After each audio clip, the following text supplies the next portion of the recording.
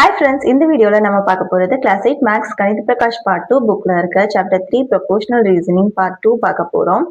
3.6 inverse proportions என்னன்னு பார்க்க போறோம். ஸோ இதை பத்தி ஆல்ரெடி கேள்விப்பட்டிருப்பீங்க. ப்ரொபோஷனல் ரீசனிங் 1ல ஒரு கொஸ்டின் மட்டும் ஸ்பீட் ரிலேட்டடா வரும். அதுல வந்து நம்ம ப்ரொபோஷன்ஸ் யூஸ் பண்ணாம டைரக்டா பண்ணிருப்போம் வேற மெத்தட்ல. அது ஏன்னா அது இன்வர்ஸ் ப்ரொபோஷன்ஸ். அதை பத்தி நம்ம படிக்காததுனால அப்ப நம்ம யூஸ் பண்ணல. இப்போ அதை பத்தி தான் நம்ம படிக்க போறோம். ரூல் ஆஃப் த்ரீன்னு நம்ம படிச்சிருப்போம். அதாவது A is to B proportional to C is to D னா அந்த D வேல்யூ நமக்கு தெரியாது, ஒரு வேல்யூ நமக்கு தெரியாது, பட் மற்ற 3 வேல்யூ நமக்கு தெரியும். இப்போ அந்த டைம்ல நம்ம D equal to BC by A இதை வச்சு நம்ம கண்டுபிடிப்போம். ஒரு வேல்யூ தெரியலனா மீதி இருக்க 3 வேல்யூஸை வச்சு நம்ம கண்டுபிடிக்கலாம். இதுக்கு பேரு தான் டைரக்ட் ப்ரொபோஷன்ஸ். ஸோ இது எப்படி வந்ததுன்னா நம்ம ப்ரீவியஸ் சாப்டர் ப்ரொபோஷனல் ரீசனிங் 1லயே பார்த்திருப்போம்.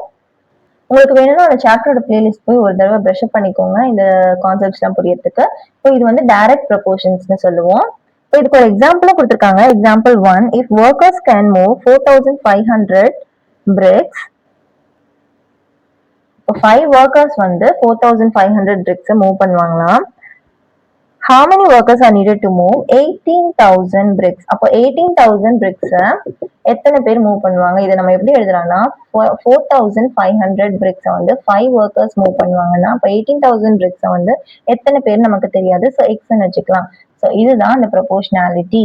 இதை வச்சு இப்போ ஒரு வேல்யூ நமக்கு தெரியலையா, அப்போ நம்ம எப்படி கண்டுபிடிப்போம்? D equal to, அதாவது X equal to BC. BCங்கிறது 18,000 into 5 divided by Aங்கிறது 4,500. இதை கேன்சல் பண்ணீங்கன்னா X equal to 20 வரும்.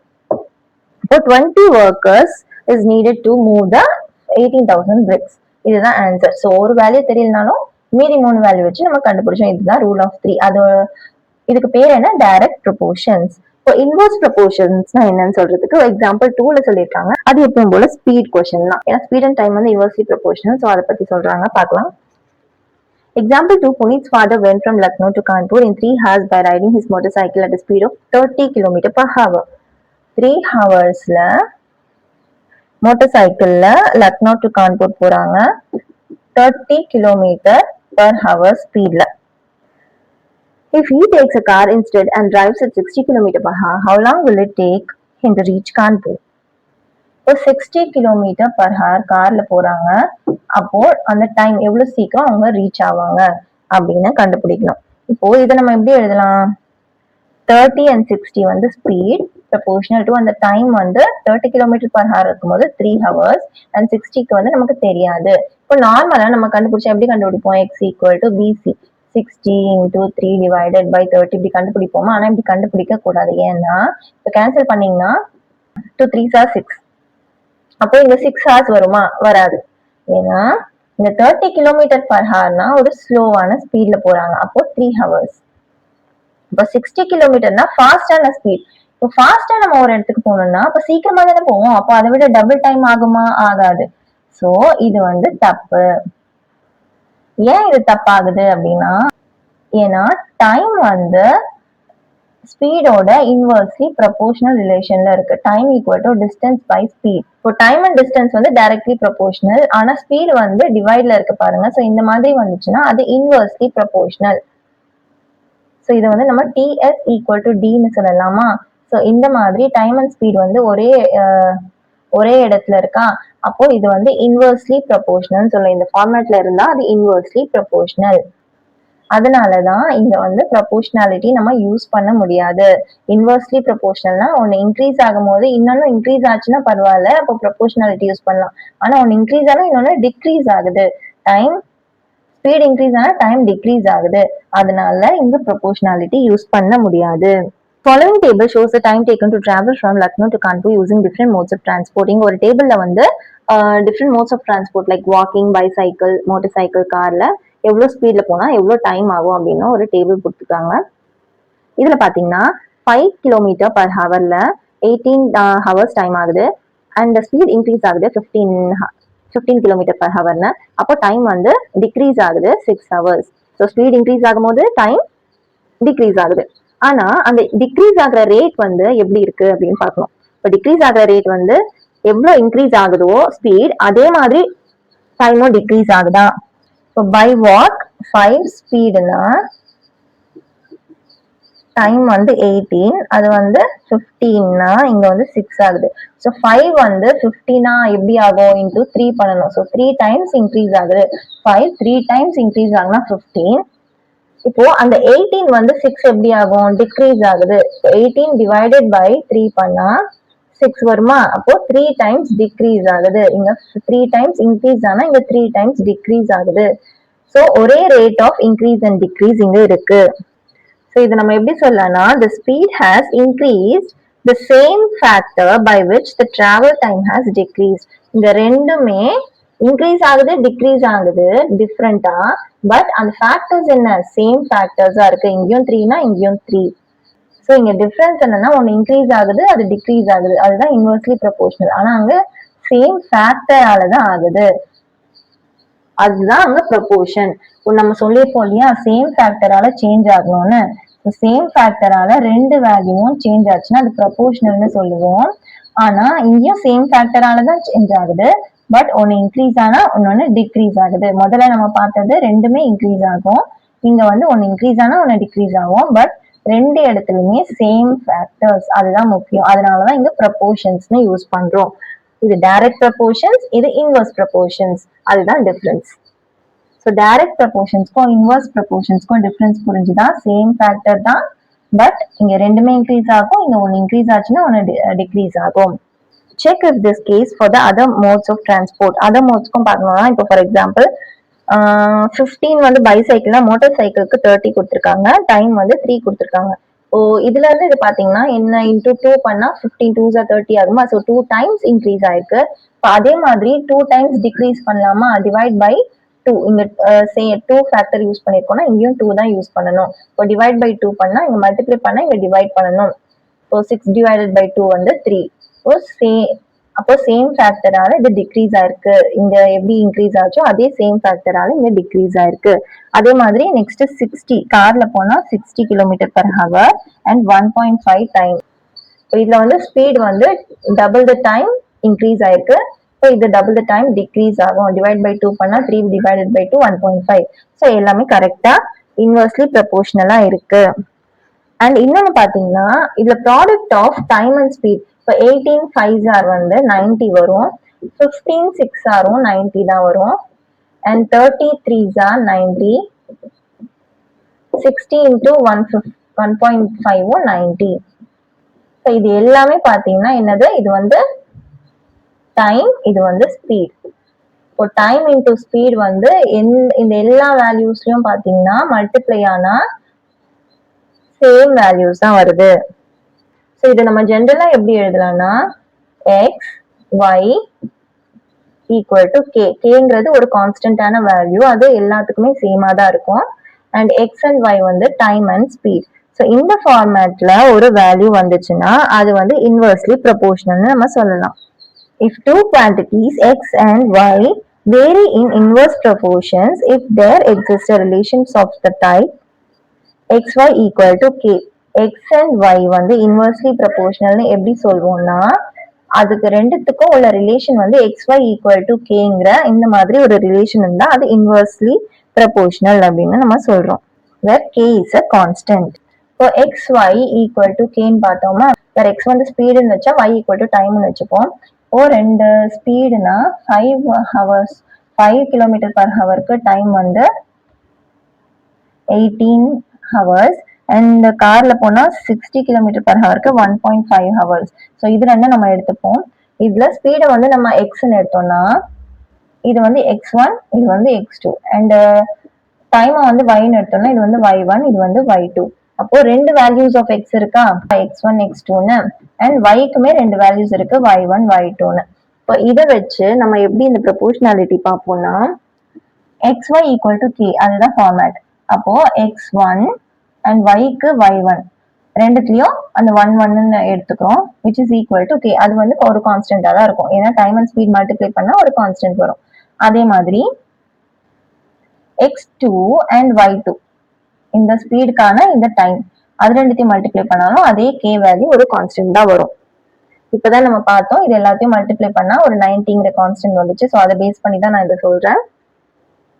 இப்போ டைம் அண்ட் ஸ்பீட் மல்டிப்ளை பண்ணா ஒரு கான்ஸ்டன்ட் வருதா? இப்போ இது ரெண்டுமே k ஈக்குவல்னால அப்போ இது ரெண்டுமே கூட ஈக்குவலா தான் இருக்கும். இப்போ x1 y1 equal to x2 y2 சொல்லலாமா? இதுல இருந்து நம்ம x2 நம்ம இந்த சைடு கொண்டு வந்தா x1 டிவைடட் பை x2 வரும். y1 நம்ம இந்த சைடு கொண்டு போனா y2 டிவைடட் பை இது டினாமினேட்டர்ல y1 வந்துரும். இப்போ இத வந்து இந்த எக்ஸாம்பிள்ல செக் பண்ணி பார்க்கலாமா? x1 டிவைடட் பை x2 x1ங்கிறது 5 divided by x2ங்கிறது 60 which is equal to 0.083 வரும் and y2 வந்து 1.5 divided by y1 வந்து 18. ஸோ இது ரெண்டுத்தையும் டிவைட் பண்ணீங்கன்னா அதே தான் 0.0833 வரும். ஸோ இது ரெண்டுமே ஈக்குவல். அப்போ இது ரெண்டுத்தையுமே நீங்க டிவைட் பண்ணி பார்த்தாலுமே அது ஈக்குவலா தான் வரும். பிகாஸ் அது ரெண்டுமே டிவைட் பண்ணா நமக்கு ஒரு கான்ஸ்டன்ட் k தான் கிடைக்கும். ஸோ இந்த இன்வெர்ஸ் ப்ரொபோர்ஷனோட இந்த கான்செப்ட் உங்களுக்கு புரிஞ்சுதுன்னு நினைக்கிறேன். xy ஈக்குவல் டு ஒரு கான்ஸ்டன்டா தான் இருக்கும். ரெண்டு வேல்யூ ஸ்பீட் அண்ட் டைம் கொடுத்திருந்தாங்கன்னா x1 x2 y2 y1 இந்த ஃபார்முலா உங்களுக்கு தெரியணும். அண்ட் இது வந்து x1 x2னா இங்க y2 y1 இருக்கும், y1 y2 இருக்காது. ஸோ இது வந்து நீங்க கன்ஃபியூஸ் பண்ணிக்க கூடாது. இங்க ஆப்போசிட்டா இருக்கும் 2 1. இப்போ இதுல ஃபிகர் இட் அவுட் கொஸ்டின் பார்க்கலாம். பேஜ் நம்பர் 65ல இருக்கு. ஃபிகர் இட் அவுட்ல first question, which of these are in inverse proportion? இப்போ 3 டேபிள் கொடுத்துருக்காங்க. அதுல இதெல்லாம் இன்வர்ஸ் ப்ரொபோர்ஷன் கேட்குறாங்க. இதுல ஃபர்ஸ்ட் சப்டிவிஷன் பார்த்தீங்கன்னா எக்ஸோட வேல்யூ 40 அண்ட் ஒயோட வேல்யூ 20. இதை நம்ம எப்படி கண்டுபிடிக்கணும்னா இப்பதான் பார்த்தோம் இன்வர்ஸ் ப்ரொபோர்ஷன்னா என்ன ஃபார்மேட்ல இருக்கும், xy ஈக்குவல் டு கேன்னு இருக்கும். அப்போ இந்த டேபிள்ல இருக்க இந்த எல்லா வேல்யூஸுமே மல்டிப்ளை பண்ணும் போது இது எக்ஸ் இது ஒய். இப்போ இந்த எக்ஸ் அண்ட் ஒய்யை நம்ம மல்டிப்ளை பண்ணும்போது சேம் வேல்யூ ஒரு கான்ஸ்டன்டா வரணும். ஸோ இந்த 40 இன்டூ 2 பண்ணாலும் ஒரு வேல்யூ வரணும், 80 இன்டூ 10 பண்ணாலும் அதே வேல்யூ தான் வரணும். ஸோ அந்த மாதிரி வந்துச்சுன்னா அதை இன்வர்ஸ் ப்ரொபோர்ஷன் அப்படின்னு நம்ம கன்க்ளூட் பண்ணிடலாம். இப்போ அதை தான் நம்ம செக் பண்ண போறோம். ஸோ எக்ஸுங்கிறது இங்க 40 அண்ட் ஒய் வந்து 20. இதை மல்டிப்ளை பண்ணா 800. இப்போ அதே மாதிரி இதுக்கும் செக் பண்ணோம். எக்ஸ் 80 ஒய் 10 மல்டிப்ளை பண்ணா 800. 25 இன்டூ 32 இதுவுமே மல்டிப்ளை பண்ணா 800 தான் வரும். இப்போ 60 இன்டூ 50 இதுவுமே மல்டிப்ளை பண்ணா 800 தான் வரும். இப்போ இது எல்லாமே ஒரே வேல்யூ கேங்கிற ஒரு கான்ஸ்டன்டா 800 தான் வருது. அப்போ இட் இஸ் இன்வர்ஸ் ப்ரொபோர்ஷன். ரொம்ப சிம்பிள்.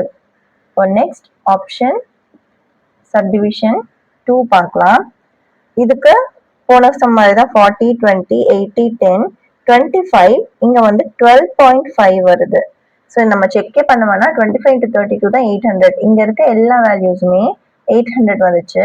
இப்போ 25 into 32 800, இங்க 12.5 வருது. அப்போ டிஃப்ரெண்டா வருது. ஸோ இங்க டிஃப்ரெண்ட் வேல்யூ வருது 800 தவிர வேற எதுவும் வேல்யூ வருது. அது இங்கேயும் வந்து 16 கொடுத்துருக்காங்க அந்த டேபிள்ல. அப்ப அதுவுமே டிஃப்ரெண்ட் வேல்யூ தான் வரும். So it is not inverse proportion. ஏன்னா எல்லாமே ஒரு கான்ஸ்டன்ட் வேல்யூவா வரல, டிஃப்ரெண்ட். இங்க 800 வந்துச்சு, இங்க வேற 2 வேல்யூ வருது. அதனால அது இன்வர்ஸ் ப்ரொபோர்ஷன் கிடையாது. தேர்ட் ஆப்ஷன் பார்க்கலாம். அதுல வந்து X value 30 and Y value 15. இப்போ 30 into 15 வந்து ஆன்சர் 450. Next value 95. 90 into 5 பார்த்தாலுமே 450 தான் வரும். அண்ட் 150 into 3 150 into 3 பண்ணாலுமே 450. அண்ட் கடைசியா 10 into 45 அதுவுமே மல்டிப்ளை பண்ணா 45 10s are 450. இங்க எல்லா வேல்யூமே எக்ஸ் அண்ட் ஒய் மல்டிப்ளை பண்ணும் போது கேன்னு ஒரு கான்ஸ்டன்ட் 450 தான் வருது. ஸோ இதுவும் நம்ம கன்க்ளூட் பண்ணலாம் it is a inverse proportion. So first subdivision and third subdivision ரெண்டுமே இன்வர்ஸ் ப்ரொபோர்ஷன். செகண்ட் சப்டிவிஷன் மட்டும் இன்வர்ஸ் ப்ரொபோர்ஷன் கிடையாது. ரொம்ப சிம்பிளான கொஸ்டின், ஈஸியா போட்டுடலாம். இப்போ செகண்ட் கொஸ்டின் பார்க்கலாம். Second question X and Y values சிலது வந்து கொடுக்கல, அது வந்து நம்ம கண்டுபிடிக்கணும். இதுல ரெண்டு வேல்யூஸுமே ஃபர்ஸ்ட் ஒன்ல கொடுத்துட்டாங்க. அப்போ எக்ஸ் ஒய் ஈக்குவல் டு கேனா இந்த ரெண்டு வேல்யூஸும் நம்ம மல்டிப்ளை பண்ணா 144 வரும். ஸோ மற்ற இடத்துல நம்ம எக்ஸ் ஒய் எடுக்கும் போது இதை மல்டிப்ளை பண்ணாலும் அதே 144 வரணும், இது ரெண்டு மல்டிப்ளை பண்ணாலும் அதே 144 வரணும். ஸோ அந்த கண்டிஷன் வச்சு தான் நம்ம சால்வ் பண்ண போறோம். இங்க 12ங்கிறது எக்ஸ் அண்ட் ஒய் வந்து நமக்கு தெரியாது. So 12y equal to K வரணும், விச் இஸ் 144. அப்போ y ஈக்குவல் டு 144. இந்த 12 வந்து டினாமினேட்டர்ல வந்துடும், கேன்சல் ஆச்சுன்னா 12. ஸோ y ஈக்குவல் டு 12ங்கிற வேல்யூ தான் கரெக்டான ஆன்சர். இதே கண்டிஷன் வச்சு இது ரெண்டுத்தையும் நம்ம ஃபில் பண்ண போறோம். இங்க x நமக்கு தெரியாது, y வந்து 48. அப்போ x 48 ஈக்குவல் டு 144னு போட்டு இப்போ x ஈக்குவல் டு 48 வந்து நம்ம ரைட் சைட் கொண்டு போனா டினாமினேட்டர்ல வரும், கேன்சல் ஆச்சுன்னா 3. ஸோ x ஈக்குவல் டு 3 தான் கரெக்டான ஆன்சர். நெக்ஸ்ட் இங்க y தெரியாது, x வந்து 36. அப்போ 36 into y வந்து k 144. இப்போ y equal to 144 divided by 36 இங்க வந்துடும், கேன்சல் ஆச்சுன்னா 4. அப்போ y ஈக்குவல் டு 4. ஸோ இது சிம்பிளா ஃபில் பண்ணியாச்சு. ரெண்டு கொஸ்டின்லயுமே xy ஈக்குவல் டு கேங்கிற இந்த கான்செப்ட் இன்வெர்ஸ் ப்ரொபோர்ஷன்ல தெரிஞ்சா போதும், இந்த சம்ஸ் போட்டுலாம். Example 3, 20 workers take 4 days to complete laying a road. How many days will 10 workers take to complete laying the same length of road? இப்போ ஒரு ஒர்க்கை 20 workers 4 daysல முடிப்பாங்க. அந்த ஒர்க் என்னன்னா அந்த ரோட லே பண்ற ஒர்க். இப்போ அது வந்து 10 workers பண்றாங்கன்னா இப்போ எத்தனை நாள்ல அவங்க முடிப்பாங்க? அதே சேம் லென்த் ஆஃப் ரோடு தான். முதல்ல 20 workers 4 daysல முடிப்பாங்கன்னா அப்போ 10 workers கம்மியான ஒர்க்கர்ஸ் இருக்காங்க, அப்போ கண்டிப்பா அது வந்து இன்னும் டைம் எடுக்கும், அதிகமா தான் இருக்கும். ஸோ எத்தனை டேஸ்ல முடிப்பாங்கன்னு கேக்குறாங்க. அது கண்டிப்பா அந்த 4 days விட அதிகமா தான் இருக்கும். அது எப்படி கண்டுபிடிக்கிறதுனா x1 y1 equal to x2 y2. இதுல x1ங்கிறது என்ன 20 அண்ட் y1ங்கிறது 4.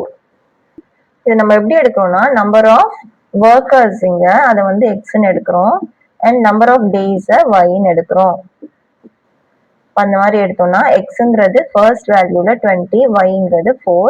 நெக்ஸ்ட் x2 வந்து 10, y2 அதாவது எத்தனை நம்பர் ஆஃப் டேஸ்ன்னு நமக்கு தெரியாது. இந்த கேஸ்ல y2 நம்ம கண்டுபிடிக்கணும். அப்போ இந்த 10 நம்ம இந்த சைடு கொண்டு வந்தோம்னா y2 equal to 20 into 4 divided by 10. இப்போ 2 4s are 8. அப்போ y2 வந்து 8. So 8 days. 20 workers 4 daysல முடிச்சாங்கன்னா 10 workers மட்டும் இருந்தாங்கன்னா அவங்க 8 days ஆகும் முடிக்கிறதுக்கு அந்த ஒர்க்கை. இது எப்படி இன்வெர்ஸ்லி ப்ரொபோர்ஷனல் அப்படின்னு பாத்தீங்கன்னா இங்க வந்து நம்பர் ஆஃப் ஒர்க்கர்ஸ் டிக்ரீஸ் ஆகுறாங்க, அப்போ number of days required to do the work வந்து இன்க்ரீஸ் ஆகுது. 4ல இருந்து 8 இன்க்ரீஸ் ஆகுது, இங்க நம்பர் ஆஃப் ஒர்க்கர்ஸ் வந்து டிக்ரீஸ் ஆகுறாங்க. அதனாலதான் இது வந்து இன்வெர்ஸ் ப்ரொபோர்ஷன்ஸ் யூஸ் பண்றோம். So number of workers half ஆகும் போது நம்பர் ஆஃப் டேஸ் டபுள் ஆகுது. 20ல ஹாஃப் 10னா 4ல டபுள் ஆச்சுன்னா 8 வரும். ஸோ இன்வெர்ஸ் ப்ரொபோர்ஷனுங்கிறது ஒன்னு வந்து என்னன்னு சேஞ்ச் ஆச்சுன்னா இன்னொன்னு வந்து 1/nல சேஞ்ச் ஆகும்.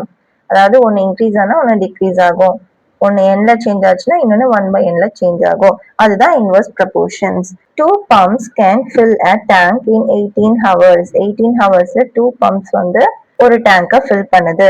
how much time will it take to fill the tank? அதே டேங்கை ஃபில் பண்ணணும். if we add 2 more pumps, அப்போ இங்க என்ன ஆகுது 2 இன்க்ரீஸ் பண்றாங்க, அப்போ 4 ஆகுது, டபுள் ஆகுது.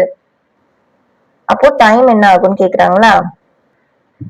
yes, how much time will it take to fill the tank if we add 2 more pumps of the same kind?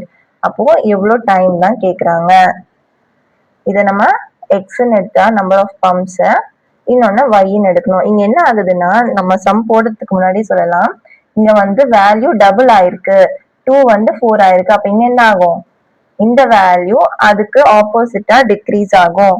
இங்க சேம் ஃபேக்டரால இன்க்ரீஸ் ஆன் டிக்ரீஸ் ஆகும் இல்லையா? அப்ப இங்க 2 ஆல இன்க்ரீஸ் ஆயிருக்குன்னா இங்க 1/2 ஆல டிக்ரீஸ் ஆகும். இங்க nனா இங்க 1/n அப்படி சொன்னோம் இல்லையா? அந்த மாதிரி இங்க 2 ஆல இன்க்ரீஸ் ஆச்சுன்னா இங்க 1/2 ஆல சேஞ்ச் ஆகும். அப்போ இதுல ஹாஃப் என்னவா இருக்கும் 9 hours. அப்போ 9 hoursல இது ஃபில் ஆகும். இது நார்மலாவே நம்ம பண்ணி பார்க்கலாமா? x1 y1 equal to x2 y2 வச்சு x1 y1 என்ன 2 into 18, x2 y2 வந்து 4 into y2. அப்போ y2 equal to 18 into 2 divided by 4 cancel ஆச்சுன்னா 18/2 which is 9 hours. ஸோ டைரக்டா இங்க எப்படி சேஞ்ச் ஆகுதுன்னு பார்த்தே நம்ம கண்டுபிடிச்சிட்டோம். இது 2னா இங்க 1/2, அப்போ இதுல 1/2 என்ன 9 hoursன்னு. இந்த மாதிரி அந்த ஃபார்முலா யூஸ் பண்ணாலுமே 9 hours கரெக்டா வந்துருச்சு. எக்ஸாம்பிள் 5 பார்க்கலாம். A school has food provision to feed 80 students. 80 ஸ்டூடெண்ட்ஸ்க்கு ஃபீட் பண்றதுக்கான ஃபுட் ஃபார் 15 டேஸ்க்கு இருக்கு. ஒரு ஸ்கூல் ப்ரொவைட் பண்றாங்க. If 20 more students join the school, இப்போ 20 மோர் ஸ்டூடெண்ட்ஸ் இங்க பிளஸ் 20 ஆகுது. அப்போ 100 ஸ்டூடெண்ட்ஸ் இருக்காங்கன்னா for how many days will the provisions last? இப்போ கொஞ்சம் பேர் இன்க்ரீஸ் ஆயிட்டாங்க. அப்போ என்ன ஆகும்? சாப்பாடு அதிகமா தீர தீர நமக்கு டேஸ் வந்து கம்மி ஆயிடும். அதிக ஸ்டூடெண்ட்ஸ் வந்துட்டாங்கன்னா சீக்கிரமா காலி ஆயிடும் இல்லையா? அப்போ நம்பர் ஆஃப் டேஸ் வந்து இங்க கம்மி ஆயிடும். அப்போ எத்தனை டேஸ்க்கு இருக்கும் அப்படின்னு கேக்குறாங்க. 80 ஸ்டூடெண்ட்ஸ்க்கு 15 டேஸ் தான். 100 ஸ்டூடெண்ட்ஸ் இருந்தா கொஞ்சம் கம்மியா இருக்கும் டேஸ். அப்போ எத்தனை டேஸ்க்கு இருக்கும் அதுதான் கேள்வி. இதையும் நம்ம xyன்னு எடுத்துட்டோம்னா x1 y1 equal to x2 y2. அப்போ 80 into 15 equal to 100 into y2. இப்போ y2 equal to 80 into 15. இந்த 100 வந்து டினாமினேட்டர்ல வந்துரும். கேன்சல் ஆச்சுன்னா 12 வரும். So y2 equal to 12, that is 12 days. 100 students இருந்தாங்கன்னா 12 டேஸ்க்கு தான் வரும். 80 ஸ்டூடெண்ட்ஸ் இருக்கும்போது 15 டேஸ், 100 ஸ்டூடெண்ட்ஸ்க்கு 12 டேஸ் தான் வரும் அப்படின்னு சொல்றாங்க. ஸோ இங்க நம்பர் ஆஃப் ஸ்டூடெண்ட்ஸ் இன்க்ரீஸ் ஆகும் போது நம்பர் ஆஃப் டேஸ் அந்த ஃபுட் வரது வந்து டிக்ரீஸ் ஆகுது. இதுலயே தெரிஞ்சிச்சு இது இன்வெர்ஸ் ப்ரொபோர்ஷன் கொஸ்டின். ஸோ இந்த ஃபார்முலா யூஸ் பண்ணி நம்ம சால்வ் பண்ணணும். இப்போ நம்ம பார்க்குற கொஸ்டின்ஸ்லாம் ஒர்க் அண்ட் டைம்ல வர கொஸ்டின்ஸ். காம்படிட்டிவ் எக்ஸாம்ஸ்லாம் இந்த மாதிரி கொஸ்டின்ஸ் வரும். ஸோ இந்த கான்செப்ட்ஸ்லாம் ரொம்ப இம்பார்ட்டன்ட். இப்போ எக்ஸாம்பிள் 6 பார்க்கலாம். If Ram takes 1 hour to cut a given quantity of vegetables, Ram வந்து ஒரு வெஜிடபிள்ஸை கட் பண்ண கிவன் குவான்டிட்டி சேம் குவான்டிட்டி தான் இப்போ 1 hour ஆகுது. And Shyam takes 1.5 hours to cut the same quantity of vegetables. அதே quantity of vegetables இதே ஷியாம் கட் பண்ணா 1.5 hours எடுப்பான். அதை விட அதிகமான டைம் எடுப்பான். How much time will they take to cut the vegetables if they do it together? இப்போ ஒரு 1 kg இருக்குன்னா அதை கட் பண்றதுக்கு 1 hour ஆகும் ராம்க்கு அண்ட் ஷியாம்க்கு 1.5 hours ஆகும். ஒருவேளை அதே 1 kg ரெண்டு பேரும் சேர்ந்து கட் பண்ணாங்கன்னா எவ்வளவு சீக்கிரம் முடிப்பாங்க? இது வந்து சேம் குவான்டிட்டின்னு தான் சொன்னாங்க, 1 kgன்னு சொல்ல, இது நானா எடுத்துக்கிறது. பட் உங்களுக்கு புரியறதுக்காக தான் அந்த சேம் குவான்டிட்டிய தனித்தனியா பண்ணா இவ்வளோ, அப்போ சேர்ந்து ஒர்க் பண்ணா அப்போ எவ்வளவு ஹவர்ஸ்ல அவங்க முடிப்பாங்க அதுதான் கேள்வி. இப்போ அந்த சம் போடுறதுக்கு முன்னாடி ஒரு கான்செப்ட் நம்ம பார்க்கணும். இப்போ 1 unit ஆஃப் ஒர்க்கை நம்ம முடிக்கிறதுக்கு time taken to complete 1 unit of work எவ்வளோ நேரம் ஆகும்? அந்த 1 unit ஆஃப் ஒர்க்கை கம்ப்ளீட் பண்றதுக்கு எவ்வளோ நேரம் ஆகும்னு 3 hours அப்படி கொடுத்துட்டாங்கன்னா அப்போ 1 hourல நம்ம எவ்வளோ ஒர்க் முடிச்சிருப்போம்? உங்களுக்கு புரியுதா? இங்க வந்து ஒரு யூனிட் ஆஃப் ஒர்க், ஒரு ஒர்க்கை நம்ம 3 hours முடிக்கிறோம்னா அப்போ 1 hourல எவ்வளோ ஒர்க் முடிச்சிருப்போம்? அது எவ்வளோ ஒர்க்குன்னு நமக்கு தெரியாது. அது 1 unit நம்ம எடுத்துக்கிறோம். அந்த ஒர்க்கை நம்ம 1 unitன்னு எடுத்தா அந்த 1 hourல எவ்வளோ முடிச்சிருப்போம்?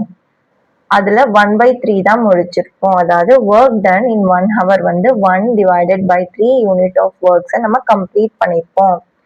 இந்த டைமை வந்து 1 divided by 3ன்னு இந்த டினாமினேட்டர்ல போடணும். ஒரு டயக்ராமா சொன்னா புரியும்னு நினைக்கிறேன். இது வந்து ஒரு யூனிட் ஆஃப் ஒர்க்.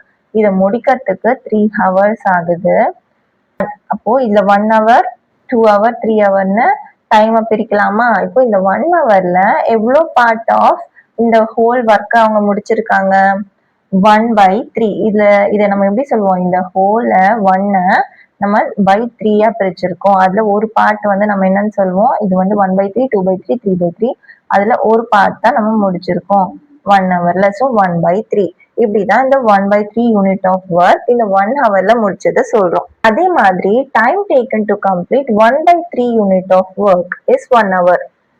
ஸோ இதுக்கு என்ன அர்த்தம்னா 1 hour, இது வந்து 1 hour டைம், அதுல 1/3 யூனிட் தான் முடிச்சிருக்காங்க. அப்போ time taken to complete 1 unit of work 1/3 work தான் முடிச்சிருக்காங்க, ஃபுல் ஒர்க் முடியல. அப்போ அந்த 1 unit ஃபுல்லா முடியணும்னா இன்னும் எத்தனை ஹவர் ஆகும்னு கேக்குறாங்க. ஸோ இது ஒரு 1 hour. 1/3க்கு அப்புறம் என்ன 2/3 வருமா? ஸோ 2/3க்கு இன்னொரு 1 hour அண்ட் 3/3க்கு இன்னொரு 1 hour. 3/3 equal to 1. So 1 unit of work முடிஞ்சிருச்சு. அப்போ எத்தனை ஹவர் ஆயிருக்கு? 1 2 3. ஸோ இந்த 3 எப்படி வந்துச்சுன்னா time taken to complete 1 unit of ஒர்க்கை அதே மாதிரி டினாமினேட்டர்ல போடுவோம். 1 divided by யூனிட் ஆஃப் ஒர்க்குங்கிறத டினாமினேட்டர்ல போடணும். 1/3 யூனிட் ஆஃப் ஒர்க்கை 1 hourல முடிக்கிறாங்களா? So 1 divided by 1/3. இங்க டினாமினேட்டர்ல வர்றது வந்து எத்தனை units of work done in 1 hour அதுதான் நம்ம இங்க போடுறோம். அப்போ நமக்கு டைம் கிடைக்கும். அதாவது இங்க வந்து டைமை போட்டா நம்ம எத்தனை யூனிட்ஸ் ஆஃப் ஒர்க் கிடைக்கும்னு தெரியும். அதே மாதிரி எத்தனை யூனிட்ஸ் ஆஃப் ஒர்க்கை கொடுத்துருந்தாங்கன்னா நம்ம அதை டினாமினேட்டர்ல போட்டு டைம் எத்தனை நேரத்துல நம்ம அந்த ஒர்க்கை முடிக்க முடியும் அப்படின்னு கண்டுபிடிக்கலாம். ஸோ இதுக்கு ஆப்போசிட், இதுக்கு அப்படியே ஆப்போசிட் தான் இந்த ஸ்டேட்மெண்ட். இப்போ இது உங்களுக்கு புரிஞ்சுதுன்னு நினைக்கிறேன். இப்போ நம்ம சம்குள்ள போகலாம். சம் போட்டா இன்னும் நல்லா புரியும்.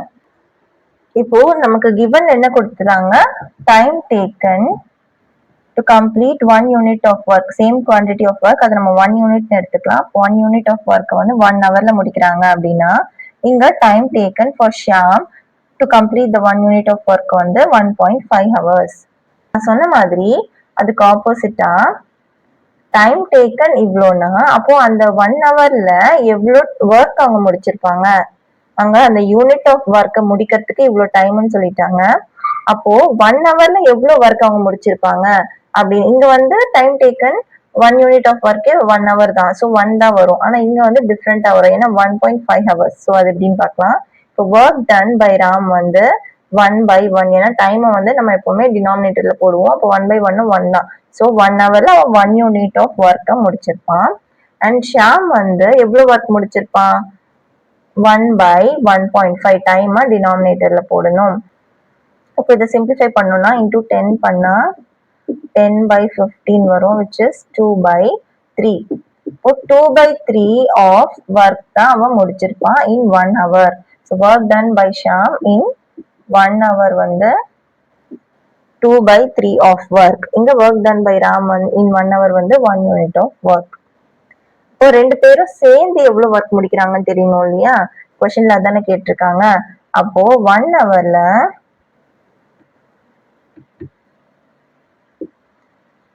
work done by Ram and Shyam ரெண்டு பேரும் சேர்த்தா 1 பிளஸ் இவன் எவ்வளவு டைமா எவ்வளவு யூனிட் ஆஃப் ஒர்க் முடிச்சிருப்பான், 2/3 ஆஃப் ஒர்க் தான் முடிச்சிருப்பான். இது ரெண்டுத்தையும் நம்ம ஆட் பண்ணோம்னா 3 + 2/3 = 5/3. இப்போ ரெண்டு பேரும் சேர்ந்து எவ்வளவு ஒர்க் முடிப்பாங்க, 5/3. கொஸ்டின் என்ன கேக்குறாங்கன்னா எவ்வளவு சீக்கிரம் முடிப்பாங்கன்னு கேக்குறாங்க. இங்க நம்ம என்ன கண்டுபிடிச்சோம், work done by both of them கண்டுபிடிச்சிட்டோம். இப்போ நான் முன்னாடி சொல்லும் போது ஒர்க் டன் கொடுத்துட்டு டைம் கேட்டாங்கன்னா அதையும் நம்ம 1 divided by ஒர்க் டன் பண்ணா டைம் தெரிஞ்சிடும் இல்லையா. ஸோ அந்த மாதிரி இதை பண்ண போறோம். அப்போ time taken by Ram and Shyam வந்து 1 divided by அவங்க எவ்வளவு ஒர்க் பண்ணாங்க, 5/3. இது வந்து 1/1 5/3 இப்படி போட்டா இது வந்து அப்படியே ரிவர்ஸ் இன்வெர்ட் ஆகும். அப்போ 3/5 ஆகும். So time taken by Ram and Shyam together வந்து 3/5. இந்த 3/5 ஹவர்ஸ், ஏன்னா 1 hour 1.5 hours ஹவர்ஸ்ல தான் சொன்னாங்க, அதனால இங்க 3/5 ஹவர்ஸ். இப்போ 3/5 ஹவர்ஸை நம்ம மினிட்ஸ்ல கன்வெர்ட் பண்ணோம்னா 3/5 இன்டூ 60 மினிட்ஸ்ல கன்வெர்ட் பண்ணா இன்டூ 60 பண்ணணும். பண்ணா 12, அப்போ 12 3s are 36 minutes வரும். ஸோ ரெண்டு பேரும் ராம் அண்ட் ஷியாம் டுகெதர் அவங்க அந்த ஒர்க் பண்ணாங்கன்னா 36 minutesல அவங்க முடிப்பாங்க. ரெண்டு பேரும் தனித்தனியா பண்ணா 1 hour 1.5 hours. ஆனா ரெண்டு பேரும் சேர்ந்து பண்ணா 36 minutes. ஸோ ரெண்டு பேரும் சேர்ந்து பண்ணணும்னா இது ரெண்டுத்தையும் ஆட் பண்ணக்கூடாது. ரெண்டு பேரும் ஒரே டைம்ல பண்ணுறப்போ அது வேலை சீக்கிரமா தான் முடியும். அப்போ அந்த சீக்கிரமான டைம் எப்படி கண்டுபிடிக்கிறது, ஃபர்ஸ்ட் அவங்க 1 hourல எவ்வளவு யூனிட் ஆஃப் ஒர்க் பண்ணுவாங்கன்னு கண்டுபிடிச்சு அப்ப ரெண்டு பேரும் சேர்ந்து எவ்வளவு யூனிட் ஆஃப் ஒர்க் பண்ணுவாங்க அப்படின்னு பார்க்கணும். இப்போ அவங்க எவ்வளவு யூனிட் ஆஃப் ஒர்க் பண்ணுவாங்கன்னு நமக்கு தெரியும். அப்போ ஃபுல் ஒர்க்கை கம்ப்ளீட் பண்ணணும்னா எவ்வளவு டைம் ஆகும்னு பார்க்கறதுக்கு அதையும் நம்ம 1 divided by அந்த ஒர்க் டன் பண்ணா நமக்கு எவ்வளவு டைம்னு தெரிஞ்சிடும்.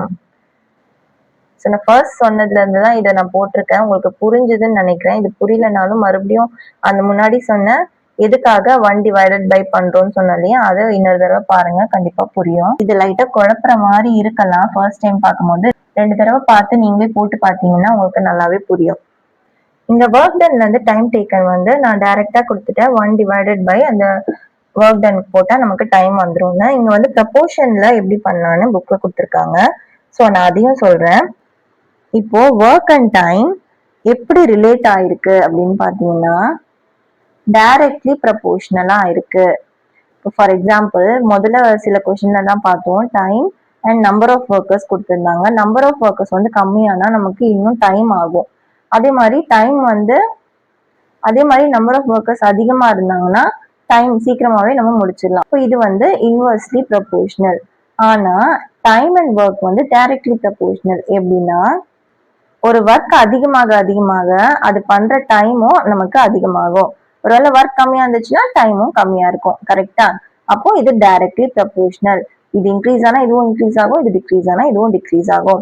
ஸோ அந்த மாதிரி பார்த்தோம்னா இதை ப்ரப்போர்ஷனாலிட்டி வச்சே போடலாம். இப்போ 5/3 ஆஃப் ஒர்க்கை வந்து 1 hour, அதாவது work done by Raman Shyam in 1 hour தான் வந்து 5/3.